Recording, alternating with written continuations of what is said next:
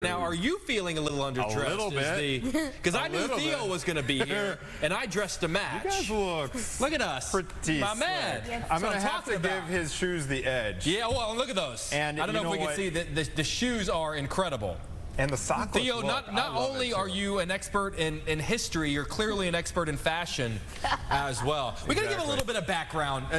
So we talk a lot about, what kids are doing on their summer vacation, right? Oh, we're gonna hang out at a water park, or we're gonna hang out with our friends. Xbox, a lot of video games. Not Theo. Maybe some YouTube. Actually, I do. And there's nothing wrong with those things, and those things are great. But you obviously balance it out. You have a passion for history. So here's why we have Theo Grieb here in studio. He is the first ever student from Illinois to bring home the honor of elementary champion in the World Championship. Yep, that's me at 12 a.m. And where are you? I'm in Paris. You're in Paris. That's where we had dinner. Come on. That's me winning. Look at that. Look at the top of the podium. Come on. Look How long ago was this? How long ago this was like about a month ago. This was July. Okay. So tell us about how you ended up at the top of that podium. Tell us about the events you were a part of and how it all worked. Okay. And this competition, it's like 10 days. It's insane. Absolutely insane. And there's like a ton of different events, but the main event, the International History Olympiad, which is what I won, is made up of 3 parts. There's a 2-hour-long multiple choice exam called the battery. Okay. There's a written exam that's like 70 minutes, and then there's a B that goes for the entire time. And how long did the B go? Well, like when you say entire time, well, like how long there's different rounds. So the first there would be like preliminaries, quarters, semis. But they have the quarters, semis, and finals all in one day. Yeah. Did it work like a spelling bee? Like you were asked a history trivia question? Is that how it worked? Or how did the B part work? It worked kind of like Jeopardy, where it's like you have a button, and then the difference of Jeopardy, you don't give the question, you give the answer. Right. And then what you have to do is that when you give the answer, you have to first press the button, of course, but you can do it in the middle of the question. So it's like like Jake was doing in our game. Exactly. He was answering in the middle. You missed it. We had a movie trivia game before you got here. For any of the questions, do you remember hitting the button before the question was even asked? Nope. That's okay. I mean, don't say nope like that. You're the champion. I have a question for you. History can mean so much. You could do a year's worth of history on the city of, I'm sure you have, and you could do it on just on Chicago alone. You could do a year. How do you sort of try to capture, because you never know what they're going to ask you, how do you try to make sure you know a little bit of everything to be prepared for? I mean, history could mean anything. Yeah, so you really have to do a lot of everything. Like I did some reading, I did some like studying. My mom gave me kind of like lectures, but probably one of the biggest helps was YouTube videos. Oh, YouTube? Really? Yeah. That's interesting. Yeah, they really helped me get an edge because they always give like a lot of detail. What are some of the good channels for parents out there who's hey, I want to be on YouTube? What channels would you suggest that will teach you a lot? Well, the best starter one, in my opinion, is Oversimplified. Definitely, 100%. That's what it's called, Oversimplified? Yeah, but sounds like it's right in your wheelhouse. Yeah, you have no idea. And then also the Drew Janelle is pretty good, and then also it's called Drew Janelle. Drew Janelle. It's usually like history memes, but it's always like they always ask some of that stuff. But then also another good thing. Another one is Things I Care About. That's a good one. I think I've heard of that one. Things I Care About. Is there an era of history that just maybe you gravitate toward, that just fascinates you more than maybe any other period of history? Well, one of the most fascinating, in my opinion, I really like ancient China. Oh, why? Really? It's one of my favorites. I don't know, I just really like it. I've always been fascinated. What sticks out about ancient China that you like? Can you give us like a story or a fact or two? Okay. So did you know that the Three Kingdoms period? The Three Kingdoms period? Yeah, in China. I actually don't. Come on, Anthony. Oh my God. Dynasties, right? Yeah, there was actually 3 dynasties. Okay, and I know the Ming. Ming. Dynasties, the Ming is like medieval. Oh, I'm sorry. It's not ancient. You're embarrassing me in front of Theo. Do I need to sit in the corner? Sorry. Go ahead. I'm sorry, man. Okay. What were the three ancient dynasties? Well, the Three Kingdoms period is part of a period of division in China, because the way that Chinese civilization works at this time, it's first you have a powerful dynasty that has like a powerful ruler that works for the people, but then he dies, and then one of the relatives is a different ruler that gets corrupt. And then there's a lot of corruption. There's like this thing called court culture, which is like really hard to explain. There's like a few good videos that about it, but it works like this. Let's say you're son of a Chinese emperor. Sure. Let's say your dad died. Now you're the emperor, but you're a kid, and you don't know how to rule over a massive dynasty. So everyone you could wants to help. I mean, steal your power. Yes. Oh, see, it's a good story. It's a good story. And this is what led to the downfall of multiple Chinese dynasties. Almost all of them, except the Song. You guys were just invaded by the Mongols. Okay.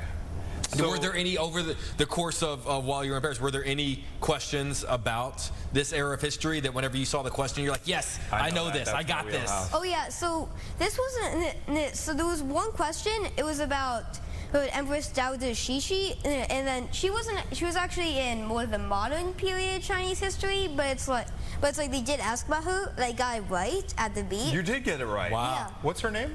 Empress Dao de Shishi. She was the person that overthrew one of the reformist emperors, Quang Shu, when she seized power for the third time, led the Chinese into the Boxer Rebellion, where they got pummeled by every single great power, including the Italians. Really? What year was about what This was the turn of the century, 1900. Okay, because I was going to say Italy wouldn't go back that far, but that is unbelievable. How do you hold all this information in your brain? I really don't know.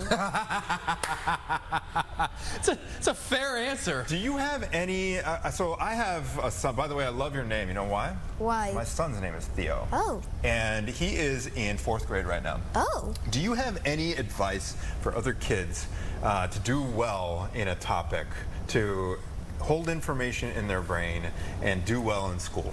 Well, really just repetition, doing the same thing over and over and over again. That's gonna make it so, like, even if you forgot the first time, you're gonna get it the second. And then once you remember that fact, and you go back and see something like a video that like has a little mention to it, you're going like, wait a minute, that's like that. It triggers the memory. It triggers you. It triggers the memory. Got it. Do you have any other strategies? No, so really what you have to do is kind of like in the study with like, kind of get like, try reading, lecturing, flashcards, do every single possible thing, and then to supplement that, get any information you can get your hands on, whether it's like your friend telling you something at school that they don't remember because it was 1st grade, or if you see it from like, or if you see like a plaque on like a random building and on like the other side of the world, it doesn't matter. If it's useful, try to remember it. That is unbelievable. You know, there are a lot of parents who are, I'm assuming, probably watching at home, who maybe struggle with the fact that their kids think that history is boring. You know, a lot of you grow up, you always hear kids saying, oh, I don't want to learn about history. It's a thing in the past. What advice, I mean, clearly history fascinates you. What advice would you have maybe for parents to maybe make history come alive for their kids so that it's not boring for them, so that they see the value in it as you do? Well, probably get them introduced to a lot of good YouTube channels. That's how I actually got introduced to history. It was actually a channel that I don't really watch anymore. It's called Simple History. It was still, I was watching its World War II video. That was the first one I watched, and it was that video that got me into history. Really? Yeah. And what was it about that video? Do you remember what it was? The animation, really. Oh, that's interesting. That's Simple History. I found a lot of other history channels that I might think is better, but it's like they all share one thing. They're all animated.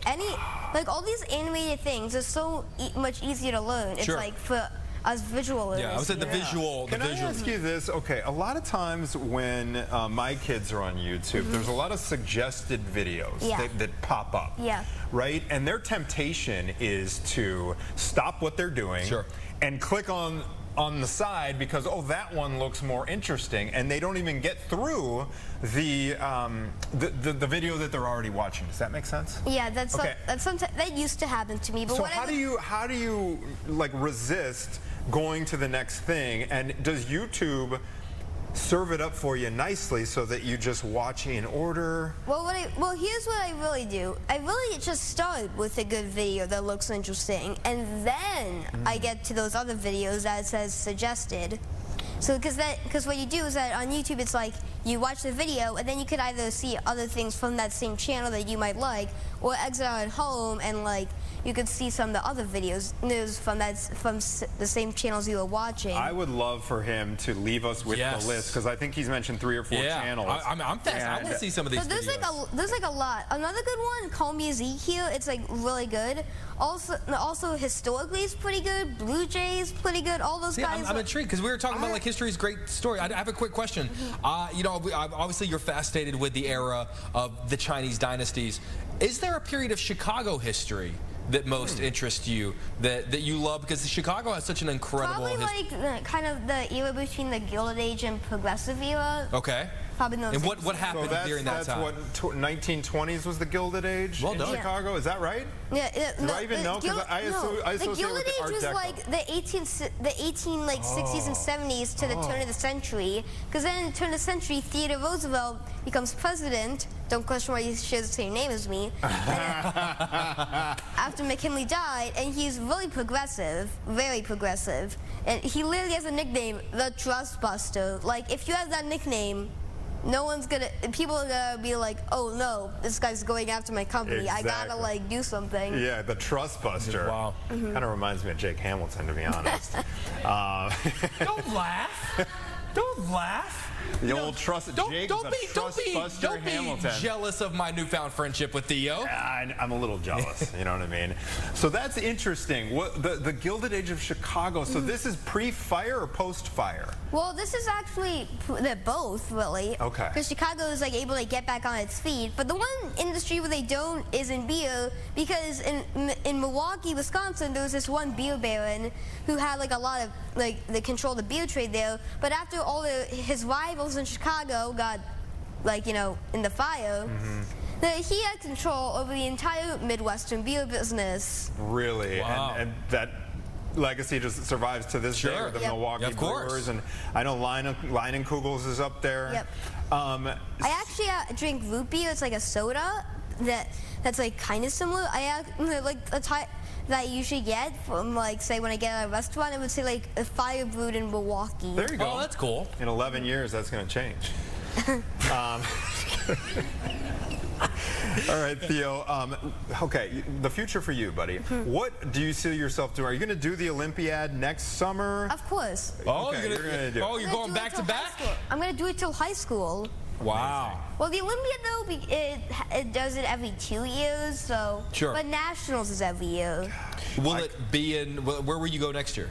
Is it always Paris? No, it's actually not. But so I think that next year it's either going to be like Athens, Berlin, or maybe London. But they've already, the first one was Berlin, so they might not do it. And but they might do something in like the Far East, like Tokyo or something, because it's like they haven't really done a Far Eastern city yet. Theo, we look forward to following your entire journey. We're going to let you get back to school. Yes. I'm sure your teachers at Francis Parker are like, where's Theo? So we're going to let you get back, but it was a pleasure to have you on the show. It was a pleasure to meet you. Congratulations on your success. Thank Put her there. My man. Put her My there. man. My man. Yeah. Yes. All right, we're back with another very special guest. When we come back, he's going to be running us through the state of the Chicago real estate market. Normally fall is thought of as kind of a slow time real estate-wise. Matt Larissy is going to be up next talking about why this may actually be a strong fall. Ooh, I've got questions. All right, stay with us. We got more Chicago Now. Theo! Right after this.